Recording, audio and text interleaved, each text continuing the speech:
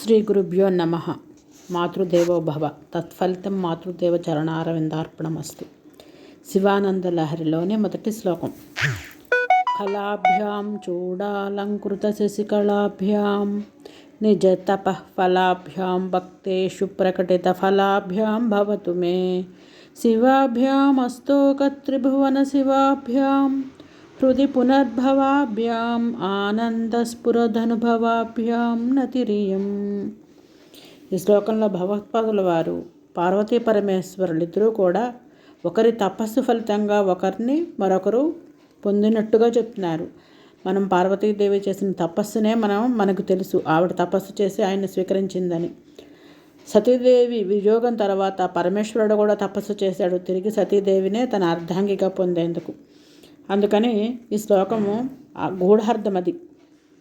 కళాస్వరూపులను శిరస్సునందు అలంకరించుకున్న చంద్రకళ కలవారు, తమ అన్యోన్య తపస్సులకు ఫలమైన వారు, భక్తులను కోరికలకు చక్కగా తీర్చేవారు, మంగళకరులు, ముల్లోకాలకు శుభాలను ఇచ్చేవారు, మనస్సునందు తలుచుకుంటే ఆవిర్భవించేవారు, ముల్లోకాలకు శుభాన్ని వసగేవారు, మనసునందు ఉద్భవించువారును, సంతోషముతే స్ఫురించు రూపము గలవారు నాకు పార్వతీ పరమేశ్వరులకు నమస్కారము అని శ్లోకం యొక్క భాగము.